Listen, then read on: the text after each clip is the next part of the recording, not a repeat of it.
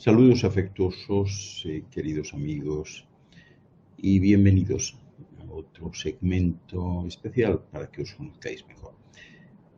Nuestras emociones pueden guiarnos más o menos bien, pero hay veces que se convierten en un verdadero obstáculo. Fijaros, hace 18 siglos el filósofo Plotino afirmaba que el ser humano se hallaba a medio camino entre los dioses y las bestias, intuyendo que había una senda que unía nuestra naturaleza con la de los animales.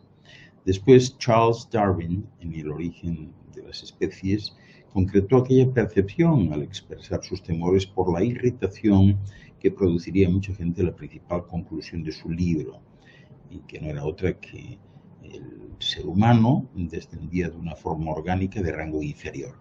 Pero puede que exista un vínculo entre nuestra vida cultural y los primeros microorganismos que nuestra consciencia pues resulta que no surgiese de súbito, ¿verdad? Sino que formase parte de un camino que nos une, ¿verdad? Pues con las bestias, literalmente, a través de los sentimientos.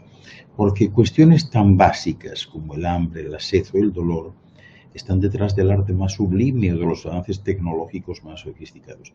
Los sentimientos fundamentales nos ayudan a adaptarnos a nuestro entorno y son el primer paso hacia la consciencia que durante milenios fue el rasgo definitorio de la humanidad. Las motivaciones tienen mucho que ver con los sentimientos, algo de lo que he investigado y escrito mucho a lo largo de estas últimas décadas, muchos científicos especializados. Si los sentimientos son una herramienta para adaptarnos a nuestro entorno, es buena entonces la idea de seguir siempre lo que nos dictan los sentimientos. Hay algunos sentimientos que tenemos que seguir, que son los homeostáticos, ¿verdad? La homeostasis es la capacidad del organismo para mantener estable su interior pese a los cambios en el entorno. Esos están en la raíz de nuestra conciencia. Por ejemplo, el estar monitorizando todo el tiempo la operativa del cuerpo, pues termina indicando cómo vestir, ¿no? O que si se nota, por ejemplo, un acceso de fiebre, pues hay algo que no va bien, ¿no? Así que la temperatura, el hambre, la sed, el dolor, el malestar son sentimientos homeostáticos porque nos permiten mantener ese estado de equilibrio. Esos sentimientos están en la génesis de la consciencia, pero hay otros sentimientos que no siempre son buenas guías. Los sentimientos de ambición, de inmensa excitación, de envidia, de ira o de tristeza están también ahí. Son sentimientos emocionales y nuestras emociones pueden guiarnos bien, pero a veces nos hacen descarrilar. Esta es la cuestión. La emoción de la ambición, por ejemplo, puede ser muy destructiva y la ira también.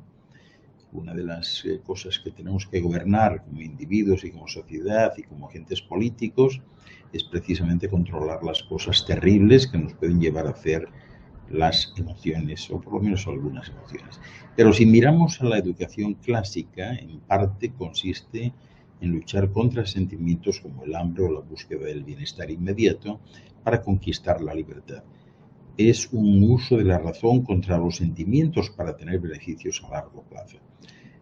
Los sentimientos homeostáticos, por ejemplo, son siempre positivos porque te dicen qué hacer en un momento concreto, pero también sugieren un proyecto social o político que te permita superar problemas como el hambre o la sed.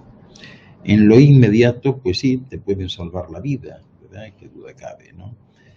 Pero como motivación para la acción política o social pueden hacer que se lleven a cabo los desarrollos adecuados para que la gente tenga comida y agua.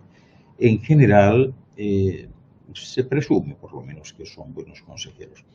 En política también parece que las emociones tienen cada vez más peso, ¿no?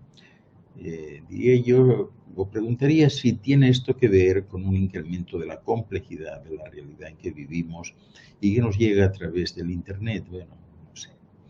Nos refugiamos en las intuiciones emocionales cuando nos confunde la realidad. No tiene que ver tanto con lo que podemos hacer en términos de controlar las emociones como de intentar controlar los efectos sociales de nuestro éxito. Internet, que duda cabe, es un gran desarrollo en nuestras vidas. En mis tiempos de universidad tenía que ir a una biblioteca para encontrar cualquier cosa y si quería un artículo de un científico de otro país, pues a veces tenía que escribir a ese país para escribirlo, hablábamos de meses, ¿verdad? Pero hoy todo eso, en fin, está accesible en la punta de los dedos. El acceso que tenemos ahora a la información es maravilloso, ¿no?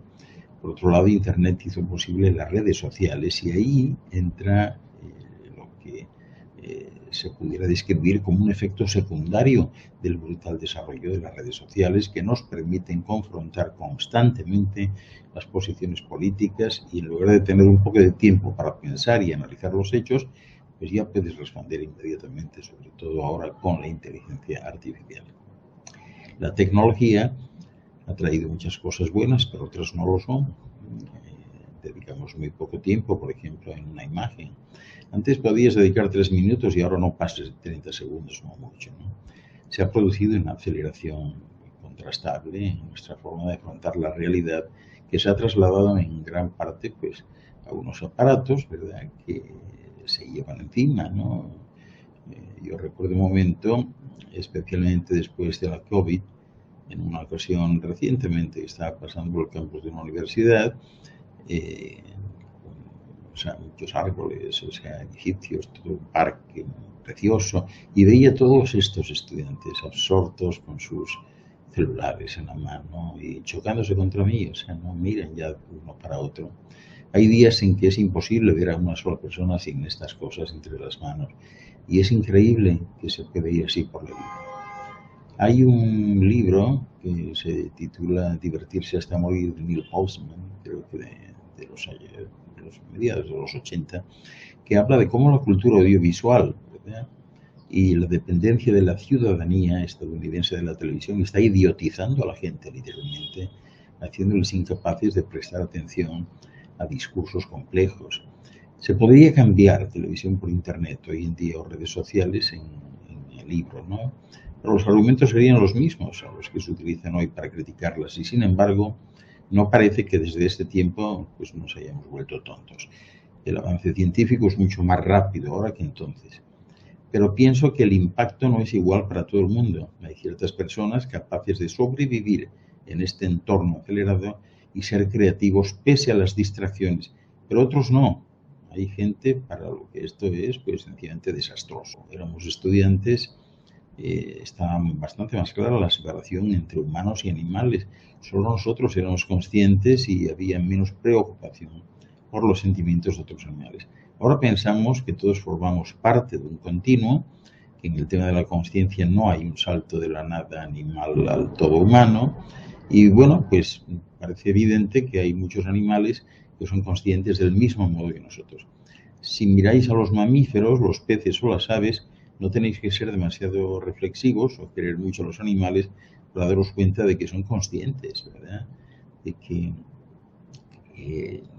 tienen realmente una conciencia evidente de sí mismos, de que se protegen entre ellos y se comportan de una manera muy similar a la nuestra. Son capaces, como nosotros, por ejemplo, de sentir dolor, placer, hambre o sed, y operan de acuerdo a principios de regulación similares.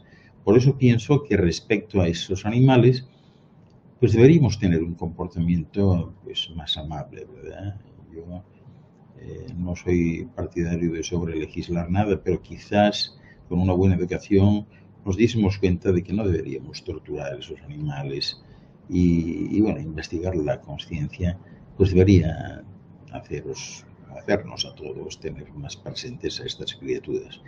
Pero en estas decisiones éticas y políticas también hay mucha arbitrariedad, que quizás tiene que ver con la parte emocional de decisiones supuestamente racionales.